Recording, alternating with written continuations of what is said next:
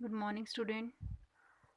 Today I will start my next topic from chapter Introduction to Accounting, and my next topic is limitation of accounting. Limitations means कि accounting की क्या क्या disadvantage हैं या फिर क्या क्या कमियां होती हैं. In previous lecture I was explains various advantages related to the accounting. Now I'll explain the various limitations of accounting. So first limitation is accounting is not fully exact. Accounting जो दिखता है वो मतलब आप बोल सकते हैं accounting is not fully exact, जो है वो पूरी तरीके से वही शो नहीं करता है.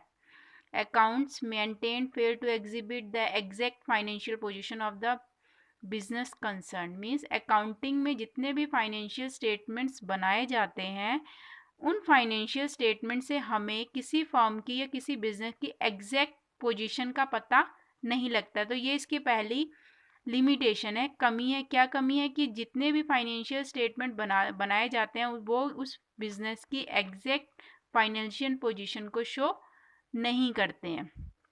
For example, firm sell goods to a person. ठीक है, एक फर्म अपनी गुड्स को सेल कर रही है एक पर्सन को.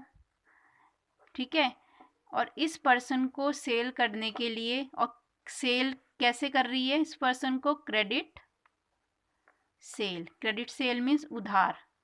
फर्म ने इस पर्सन को सेल किया है और क्रेडिट सेल किया है. And he promised he will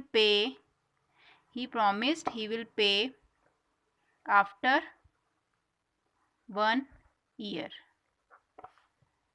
Firm sell goods to person A in credit.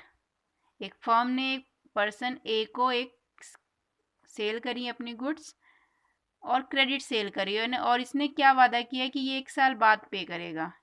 After 1 year he will pay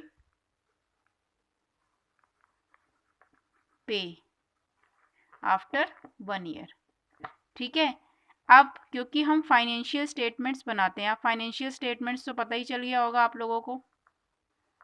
financial statements में हम अपने अकाउंट्स को प्रिपेयर करते हैं. ठीक है, मीन्स प्रिपेयर करने के लिए जो मैंने आपको प्रोसेस बताई कि आप रिकॉर्ड करते हो, किस में करते हो, जर्नल में करते हो ना. मीन्स उसकी एंट्री इस ट्रांजेक्शन की, ये आप हम इसे अकाउंटिंग में एक फाइनेंशियल डाटा मानेंगे. ठीक है, फाइनेंशियल डाटा मीन्स एक ट्रांजेक्शन हुई है ए के साथ, उसे हमने सेल किया है, और कैसे किया है, क्रेडिट सेल किया है. ठीक है, और कितने का किया है, मान के चलते हैं हम 10,000 का सेल किया हमने. ठीक है, ए को सेल हुआ है, क्रेडिट सेल हुआ है, कितने का हुआ है, 10,000. तो हमने इसे रिकॉर्ड कर लिया है इन जर्नल. क्लासीफाई भी हो गया ये. ठीक है, क्लासीफाई भी हो गया, किस में हो गया, लेजर में.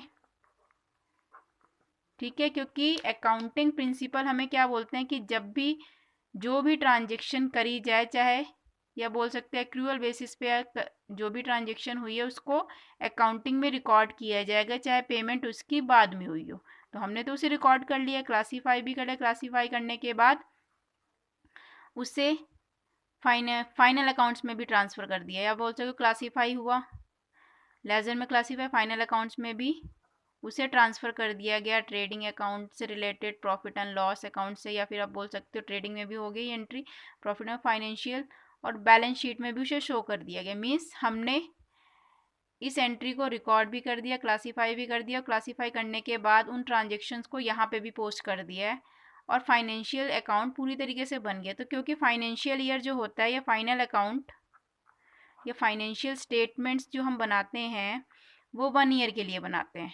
कितने ईयर के लिए बनाते हैं, 1 ईयर के लिए बनाते हैं. तो 1 साल तक इस पर्सन ने हमें जो प्रॉमिस किया वो 1 साल के बाद किया, लेकिन हमने तो उसकी ट्रांजेक्शन रिकॉर्ड कर ली है 1 ईयर में. मीन्स उस ट्रांजेक्शन को उसने पेमेंट नहीं की, लेकिन हम उसे रिकॉर्ड कर रहे हैं कि हमारे पास सेल हुआ है. हमने उसे रिकॉर्ड कर लिया कि सेल से 10,000 रुपये आ रहे हैं, वो यहाँ भी प्लस में चल रहा है, यहाँ भी प्लस में चल रहा है, और यहाँ भी प्लस में चल रहा है. लेकिन एक्चुअल में वो 10,000 अभी तक हमारे पास पेमेंट आए ही नहीं है. और ऑलरेडी फाइनेंशियल अकाउंटिंग हो चुकी है, बन चुकी है। मीन्स कहने का है ये एक लिमिटेशन को शो कर रहा है कि फाइनेंशियल स्टेटमेंट से भले ही हमें यहाँ पे 10,000 हम इसे प्लस में दिखा रहे हैं, बट एक्चुअल में ये हमें अभी रिसीव नहीं हुआ है, क्योंकि उसने जो प्रॉमिस किया है वो आफ्टर 1 ईयर पेमेंट का कर, लेकिन हम उसे ऑलरेडी रिकॉर्ड करके चल रहे हैं कि उसने पेमेंट वो 10,000 रुपये हमें मिल चुके हैं, लेकिन एक्चुअल में वो अमाउंट हमें मिली नहीं है। तो जो भी आपके अकाउंटिंग होती है is not fully exact. Mean financial statement से बिजनेस की एग्जैक्ट पोजीशन का पता नहीं लगता, ये एग्जैक्ट टर्म्स या ट्रांजेक्शन को शो नहीं करता है, ठीक है। देन नेक्स्ट है आपका accounting ignore the qualitative elements.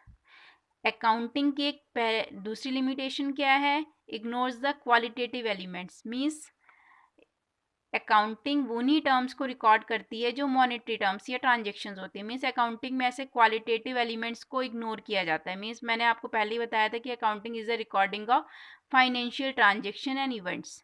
तो अगर फाइनेंशियल ट्रांजेक्शन और इवेंट्स को ही हम रिकॉर्ड कर रहे हैं, उन्हें उन्हीं टर्म्स को मॉनेटरी टर्म में जो डिफाइन की जा सकती है उन्हें ही रिकॉर्ड कर रहे हैं, तो वो क्वालिटेटिव एलिमेंट्स को क्या कर रहे हैं, इग्नोर कर रहे हैं।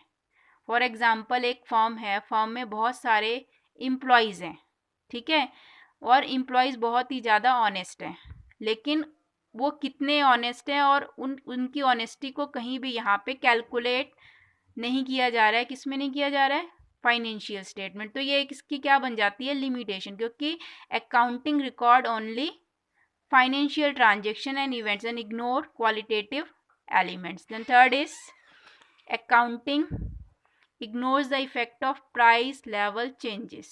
Third limitation is accounting ignore the effect of price level changes. accounting क्या इग्नोर करता है कि प्राइस लेवल जो चेंजेस होते हैं प्राइस लेवल में उनको इग्नोर करता है। Do not show the effect of price level changes on the value of asset since it passed on historical cost. Means जो भी अकाउंटिंग में जो भी प्राइस लेवल में चेंजेस आते हैं उनको फाइनेंशियल स्टेटमेंट शो नहीं करता है, क्योंकि हम जितनी भी एसेट्स वगैरह होती हैं उनको कौन सी कॉस्ट पे शो करते हैं, हिस्टोरिकल कॉस्ट पे। बैलेंस शीट में not come true in the case of inflation and deflation. Means balance sheet में भी क्योंकि एसेट्स उनकी हिस्टोरिकल कॉस्ट पे कैलकुलेट होती हैं या शो होती हैं, इस वजह से इन्फ्लेशन और डिफ्लेशन, इन्फ्लेशन मीन्स अगर किसी में इंक्रीज हुआ है, उनकी वैल्यू में इंक्रीज हुआ है या डिक्रीज हुआ है, कमी आई है या तेज़ी आई है, तो उस चीज़ को अकाउंटिंग स्टेटमेंट्स इग्नोर करते हैं। तो ये इसकी एक लिमिटेशन बन जाता है। जैसे फॉर एग्जांपल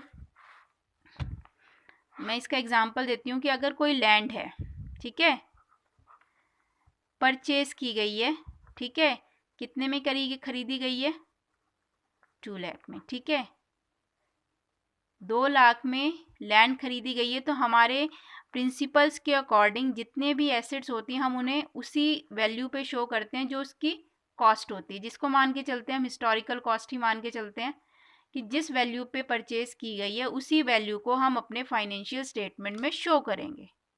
लेकिन फ्यूचर में उस लैंड की जो वैल्यू है वो कितनी हो जाती है, 3 लाख, लेकिन हम उसे अपने फाइनेंशियल स्टेटमेंट्स में कितने में शो कर रहे हैं, 2 लाख। लेकिन प्राइस लेवल में काफ़ी चेंजेस आ गए हैं। वो चेंजेस कितने हुए हैं, पूरे 1 लाख के डिफरेंस आ गया है, लेकिन हम अपने फाइनेंशियल स्टेटमेंट में जो लैंड की वैल्यू शो कर रहे हैं वो कितनी कर रहे हैं, 2 लाख, लेकिन एक्चुअल में वैल्यू इसकी कितनी हो गई है, 3 लाख। मीन्स इस एग्जाम्पल से क्या शो होता है कि जो भी अकाउंटिंग में प्राइस लेवल चेंजेस होते हैं वो उनको इग्नोर करता है। मीन्स क्योंकि ये रूल है, अकाउंटिंग का एक प्रिंसिपल है कि जितनी भी एसेट्स होंगी उन्हें हम उनकी हिस्टोरिकल कॉस्ट पे ही रिकॉर्ड करेंगे।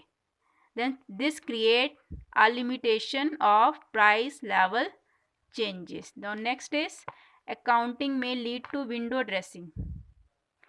विंडो ड्रेसिंग मीन्स कि जो भी अकाउंट्स प्रिपेयर किए गए हैं उसमें जो भी रिकॉर्ड्स शो किए गए हैं उन्हें बहुत बढ़ा चढ़ाकर शो करना, या फिर आप बोल सके हो कि जो भी चीज़ दिखाई गई है, accounting principles are not static. ये क्या शो करता है कि जो भी अकाउंटिंग प्रिंसिपल में रूल्स बताए गए हैं वो पूरी तरीके से स्टैटिक नहीं है, स्थिर नहीं है।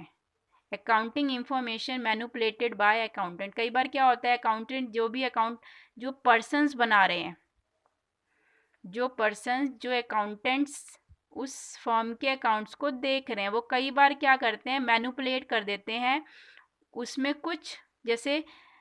कुछ मैनिपुलेशन कर देते हैं ताकि उनके फाइनेंशियल स्टेटमेंट बहुत ज़्यादा अच्छे दिखे। जैसे अब किसी फर्म को लोन लेना है लेकिन उनकी फाइनेंशियल पोजीशन अच्छी नहीं है, लेकिन वो अपने फाइनेंशियल स्टेटमेंट्स में या बैलेंस शीट में इतनी अच्छे से अमाउंट शो करेंगे ताकि बैंक वालों को ये लगे कि बहुत अच्छी फर्म चल रही है, उसकी फाइनेंशियल पोजीशन बहुत अच्छी है, तो वो उस फाइनेंशियल स्टेटमेंट को देखकर ही उन्हें लोन प्रोवाइड करे, लेकिन एक्चुअल में वो उतना अच्छी पोजीशन पे नहीं है। तो इस चीज़ को क्या बोला जाता है, window dressing.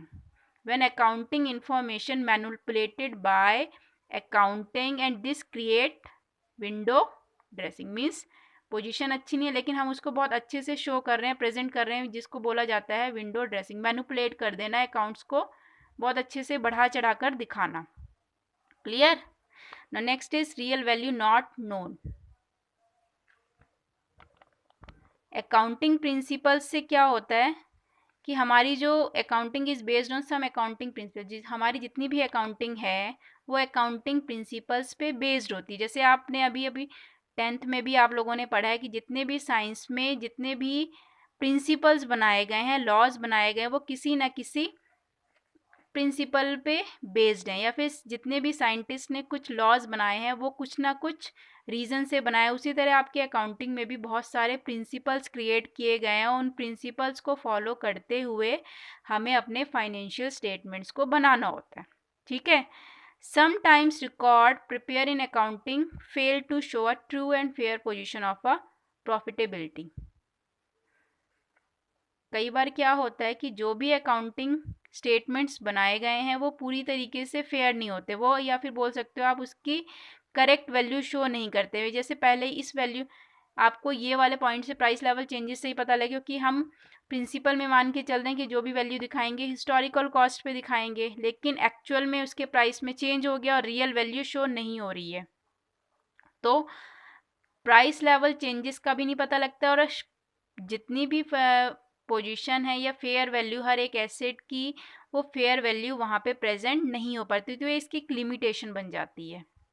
Clear? For example जैसे फिक्स एसेट है recorded at there cost price, या फिर बोल सकते हैं हिस्टोरिकल कॉस्ट, कोई फिक्स एसेट हमने कॉस्ट प्राइस पे रिकॉर्ड करे, लेकिन हिस्टोरिकल कॉस्ट कंसेप्ट एक प्रिंसिपल है जो आप नेक्स्ट चैप्टर में या 3rd चैप्टर में पढ़ोगे।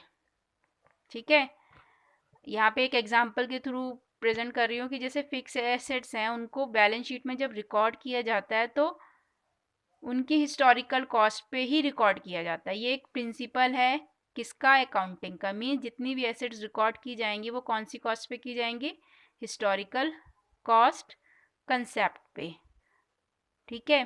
तो इस वजह से हमारी वो एक लिमिटेशन, क्योंकि फेयर वैल्यू नहीं पता लगती, हमें ट्रू वैल्यू या रियल वैल्यू नहीं पता चल पाती। उसी तरह एक दूसरा प्रिंसिपल है गोइंग कंसर्न कंसेप्ट। ये प्रिंसिपल क्या शो करता है कि जो भी बिजनेस फर्म स्टार्ट होगी वो लंबे समय तक चलती रहे। गोइंग कंसर्न मीन्स चलती रहेगी, वो कभी बंद नहीं होगी, लेकिन एक्चुअल में ऐसा नहीं है। कोई भी बिजनेस अगर स्टार्ट किया गया है तो कई बार उसे हमें बंद भी करना पड़ता है, क्योंकि कई बार लॉसेस भी फोल दिए, कुछ और रीज़न से भी हमें बिजनेस को बंद करना पड़ता है। लेकिन प्रिंसिपल क्या बोलता है कि जो भी फॉर्म स्टार्ट होगी वो गोइंग कंसर्न कंसेप्ट पे चलती ही रहेगी लॉन्ग टाइम पीरियड तक, वो बंद नहीं होगी, लेकिन एक्चुअल में ऐसा नहीं है। तो इस वजह से ये एक लिमिटेशन बन जाता है जिससे इसे बोला जाता है रियल वैल्यू नॉट नोन। हम कोई रियल वैल्यू या रियल एजम्पशन यहाँ पे प्रेजेंट नहीं कर पाते हैं through accounting. Clear? I hope you all will understand this topic. Thank you so much.